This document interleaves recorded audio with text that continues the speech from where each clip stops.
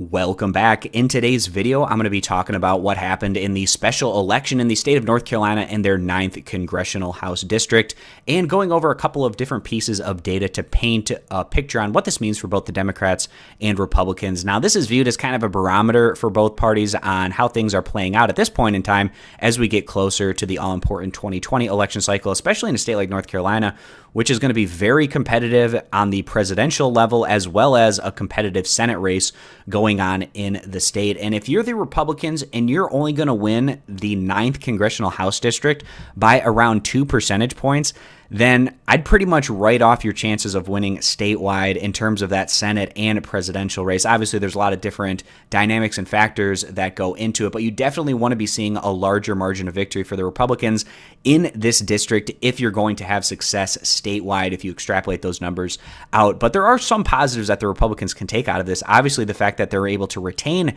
this House district, winning by around 2.2 percentage points, which is a larger margin than what they were able to win by back in the 2018 midterms. And they were facing the headwind of the fact that the reason this special election is even taking place was because of wrongdoing by the Republicans in terms of those ballot collections and not going through the proper process. So that was a headwind that they had to face. Now, the positive, at least for the Republicans in general when going into these special elections, is less people vote. And when less people vote, Republicans tend to do better. That's what the numbers indicate.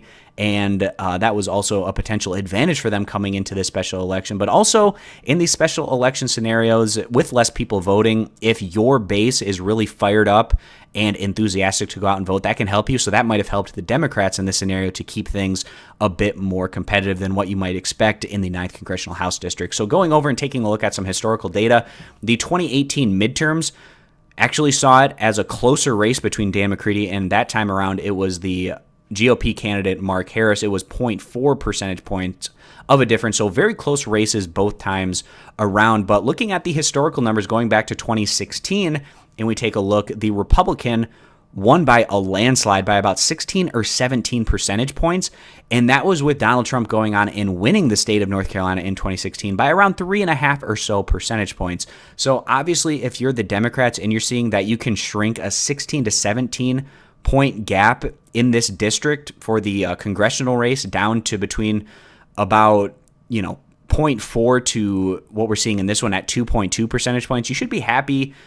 If you're the Democrats, are not necessarily happy that you're losing in such close races in this 9th Congressional District, but the fact that if this district is getting close, that's going to help you statewide and potentially go on and win those extremely important races for the presidency as well as that Senate race. So that's something to keep in mind, positives and negatives that you can take out from both sides. But in general, I think overall, this barometer that we're seeing in the 9th Congressional District, if it continues to play out this way for the Democrats going forward, it's looking pretty good for their chances in 2020, kind of similar to what we were seeing going in to 2018, flipping a ton of House districts and going on and taking the majority in the House of Representatives. So this is just one piece of data to go off of. It's interesting to see how these special elections play out. The Republicans are able to retain this one at the end of the day, winning by a slightly more of a margin in terms of the percentage difference between the two candidates than what we saw back in the 2018 midterm. So thanks, guys, for stopping on in. Consider subscribing for more